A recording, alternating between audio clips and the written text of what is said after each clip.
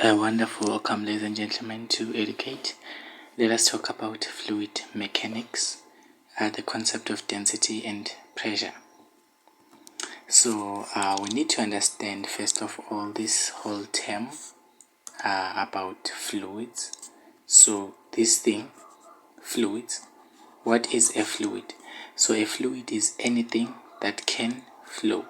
So when we are talking about fluids, is anything that can flow.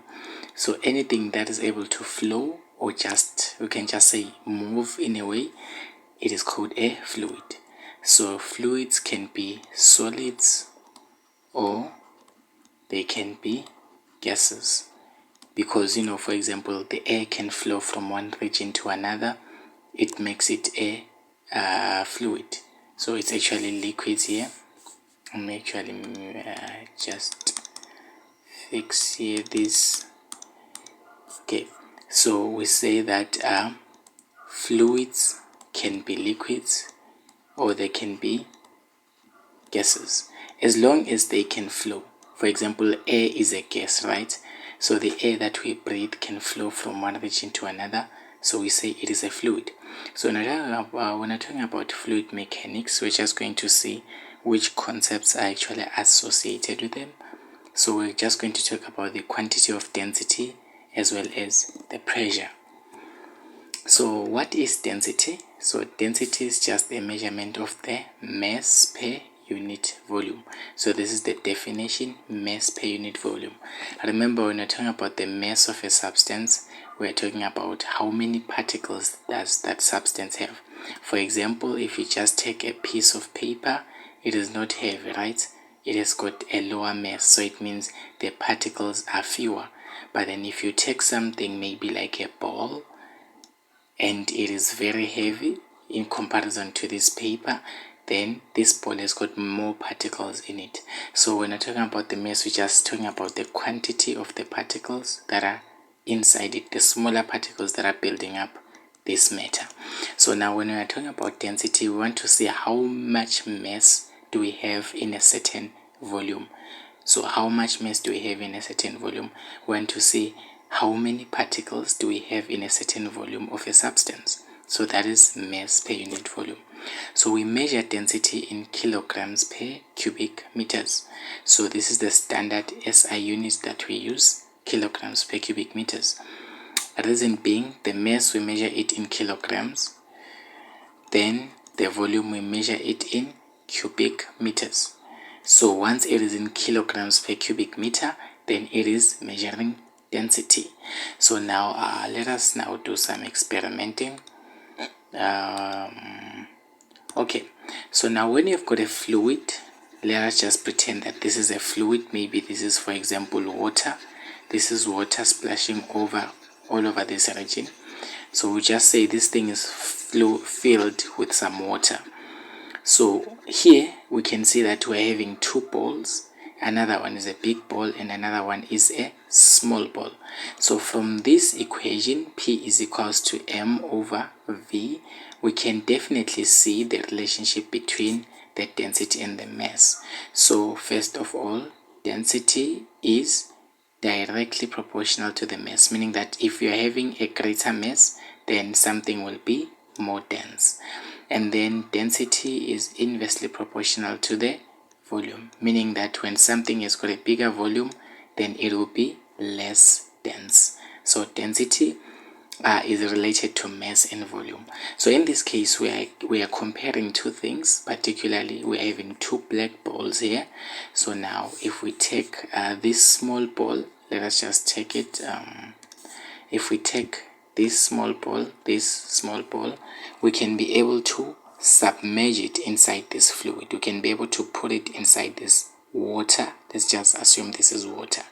So the moment it gets inside this water, let us assume that it will do what? It will just float. Then the water is here. Let's just say the water is just here, and then it will float. It will not sink, right? And then let us take now the other one, and let's just say here there's water here as well. There's water. So water is also a fluid because it's a liquid, right? So here we can you can just move this block. Let us just throw it in water. So the moment when you throw it in water, it's most likely to sink and go to the deeper bottom of water. So it's just going to reach this bottom part of water, like it's going to be covered inside water, because it will like fully get inside the water and then it will sink. So what causes it to sink? I want to relate this with the concept of density. So now when the density of a fluid, is greater than the density of an object, then we say that the object will float. So here in this instance, like in case 1, the density of water is greater, meaning that water has got more mass in a certain volume in comparison to this ball. So this ball has got less mass in its volume, right? So now because this ball is less dense than water, then it will float on top of water. It will not be able to sink inside the water. And the opposite is true for this big block. When the density of the fluid here is now less than the density of the object, meaning that the density of water, or rather the mass that is in a certain volume of water, is less than the density of the object, meaning that this object is more dense than the fluid which we are submerging it inside. Then this object will do what? Will sink. So we can take a good example when you've got just a bucket of water here. So in a bucket of water, if we put a pot inside, the pot is likely to sink and just sit at the bottom here. But then if you're going to put a paper inside water, the paper is likely to just float on top of the water. So what makes the paper to float on the top of the water is that the paper is less dense when you are comparing it to the water, whereas the pot that has sinked is more dense when you are comparing it to the water. So the point is, when the density of the fluid is greater than the density of the object, then the object will do what? Will float.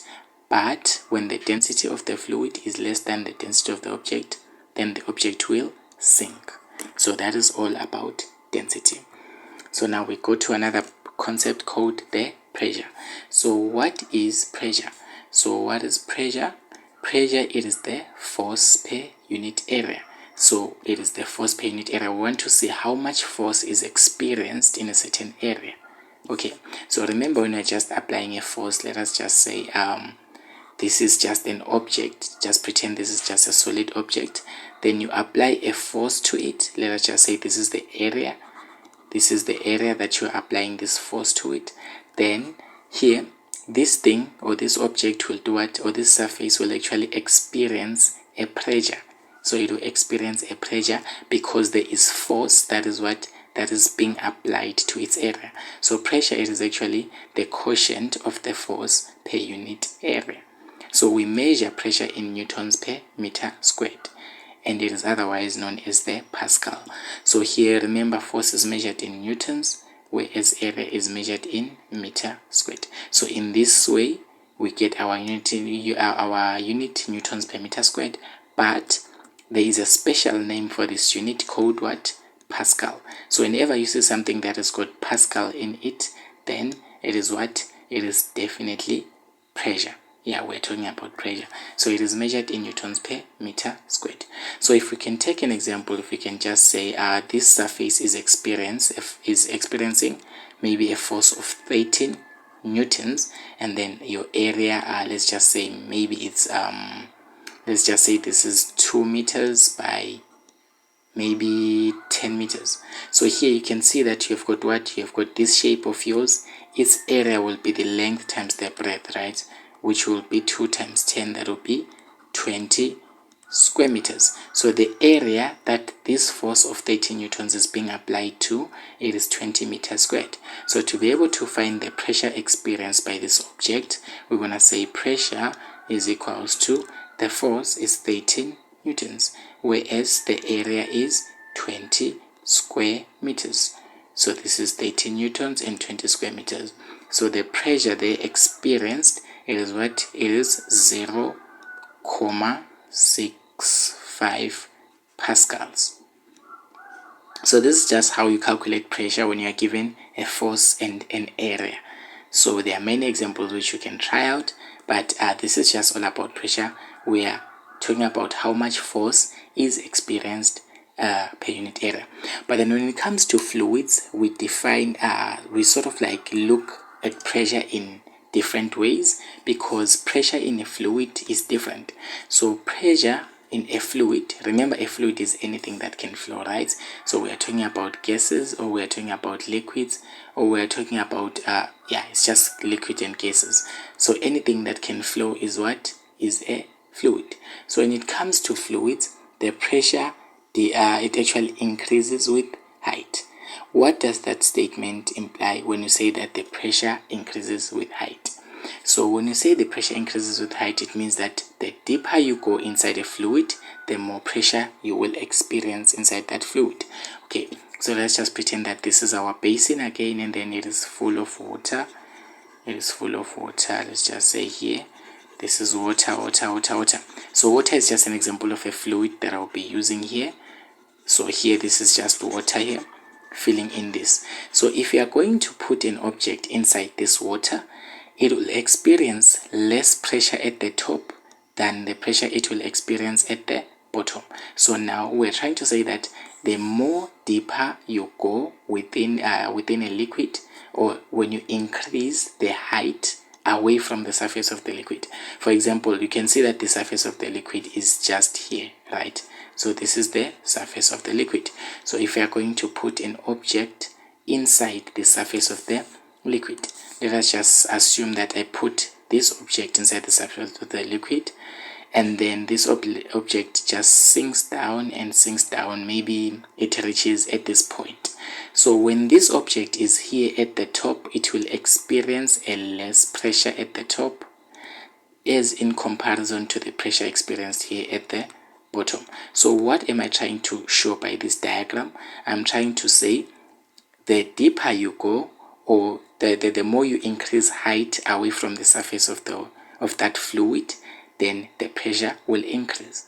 So it means that when you are at the bottom of a fluid, for example, when you are in a swimming pool, when you're at the bottom of the swimming pool, you are experiencing more force per unit area. You're experiencing more pressure from the liquid when you're at the bottom. That's why you feel like sometimes when you're at the bottom, like the water is actually pulling you upward or something like that. Yes, it's because you're experiencing more pressure at the bottom. So how do we find the pressure at a certain height inside a fluid? So here is the formula.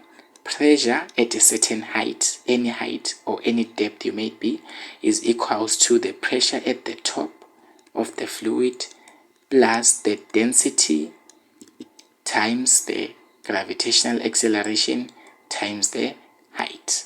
So this is actually the formula for finding pressure at a certain depth, at a certain height. Yes, at a certain height h.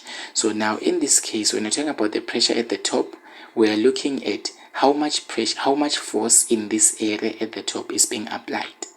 Okay, so we just want to see how much force is applied at the top. And when we're talking about here, this is the density. We're talking about the density of the fluid to say how much mass per unit volume does this fluid have. So for water, it's just a constant density, which is 1000 kilograms per cubic meters. So this is always a constant. Whenever they give you a fluid, whenever they give you water as your fluid, then the density remains constant, which will be 1000 kilograms per meter cubed. So now this can calculate the pressure at a certain height or at a certain depth. So you have to look at all the forces that are applied at the top, right? That will make up your pressure at the top. Then you add it to the density of the fluid times the gravitational acceleration times the height or the depth. Okay, so let's just try to make an example. We can say this is this object, this black object which I've drawn here, it is at the top, right? And then now at the bottom, let us just say this is around 5 meters. So it actually sinks to a depth of 5 meters. And then now they say calculate the pressure it feels when it is 5 meters down the water. So now you're gonna say the pressure that you'll experience at 5 meters will be the pressure at the top. So we look at the pressure at the top. Usually when it is closed, when this container is closed, then there is no pressure at the top usually, but when it is open there is usually atmospheric pressure. So let us just pretend that it is open, so it means that it is experiencing pressure from the air, right?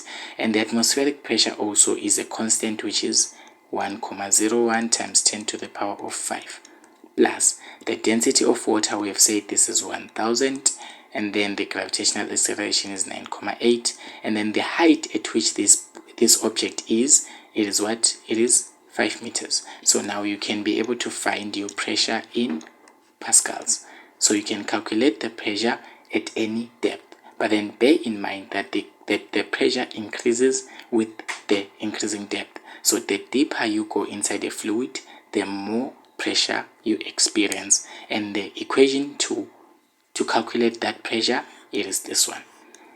So now let us go to a pressure in a closed system. Okay, so I've already said this, that when you're in a closed system, it just means that your fluid is not exposed to the atmosphere. So remember, the atmosphere is actually the air. So it is actually the air, so it's not exposed to the air. So here there is air all around, and let us pretend that we've got water as our fluid that is filling up this whole space. So when we put a lid on top of the container, or when we close the container, we are actually causing the air to not have an effect on the fluid. So there won't be any atmospheric pressure involved. So for example, if I say that there's an object that is maybe here at this point, and then it is what? It is actually 2 meters deep inside this fluid, and you would like to calculate its pressure at this depth of 2 meters from the surface, right? And you note that the lid is closed. You're still going to use the same formula and say that the pressure at the 2 meters is equals to the initial pressure, or the top pressure there, plus the density of the fluid times gravitational acceleration times the height, or the depth at which this thing is. Remember that always pressure is a function of height, meaning that it increases with height. It depends on the height. So now we're finding the pressure. If we look at the pressure at the top here, right now there is a lid, so it is closed at the top. There is nothing, there is no air. Let us just pretend that there is no force being applied at the top, because here we cannot see any force, right? So whenever it is a closed system, that is, whenever there is a lid, your fluid will not be exposed to the atmosphere, such that the pressure at the top will actually be 0.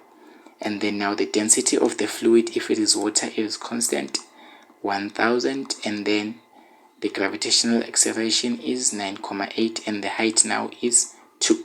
So from this you'll be able to find your pressure at the depth of 2 meters. So just know that in a closed system, the pressure at the top is usually 0, because there is no force applied. Remember, we said that for there to be pressure, there must be some force being applied, right? So there is no force applied at the top here, hence there will not be any pressure experienced. But if it was open, if we remove this lid, for instance, then we'll say that definitely there would be what? Some sort of atmospheric pressure. And atmospheric pressure is always a constant. Atmospheric pressure is 1,01 times 10 to the power of 5 pascals. So now this is one example I would like to use. So now in the figure below, a boy sinks 60 meters down a lake that contains water. Calculate the pressure he experienced at that depth. So let's just make up our scenario. This is our lake, or this is our river, or whatever. So now we are told that here the depth is 60 meters. So it means that this boy has actually sinked and sinked in such a way that he is at this point that is 60. That is, let's just say this is the boy, and then he is at this point that is actually 60 meters from the surface of the lake. This is the surface of the lake, right? So he is 60 meters deep.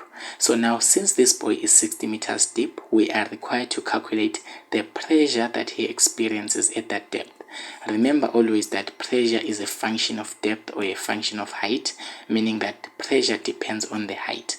The deeper you go, the greater the pressure becomes. So right now, we are going to say that the pressure at that 60 meters will be equals to the pressure at the top of the fluid plus the density of the fluid multiplied by gravitational acceleration times the height or the depth from the fluid surface. Right now, this person is 60 meters down the surface, right? So 60 meters away from the surface. It's actually our height from the surface or our depth. So right now, the pressure at 60 meters here will be equals to, we look at the pressure at the top. This is a lake, right? So we cannot assume it to be a closed system, because a lake is actually what is actually open to the atmosphere. So there is always some atmospheric pressure that is having an effect from the top. Remember, we only say it's a closed system when there is a lid or something that prevents the air to sort of like have an effect on the fluid. But then in this case right now, we can see that the only thing here, this is a lake, it's sort of like a river, it's a big space, so there is no way it can be a closed system. So in this way, we can add the atmospheric pressure, which is 1,01 times 10 to the power of 5 plus the density of the fluid. Since we are told that this lake is containing water, the standard density of water is 1000 kilograms per cubic meter. So it's 1000 kilograms per cubic meter times 9,8 times the height at which this thing is, that is 60 meters down. So now the pressure that this boy is experiencing as he has sinked down there, it is equal to 689,000 pascals. So this is just how you calculate the pressure as a function of height. So just know that the whole point here is that pressure is a function of height, meaning that pressure always increases with height. Pressure always increases with height. The deeper you go from the surface of a fluid, remember the fluid is just this liquid or gas, right? So the deeper you go down that fluid or that particular fluid, the more pressure you experience, because you're experiencing more force the deeper you go. So that's just a basic introduction to fluid mechanics. Thank you for watching.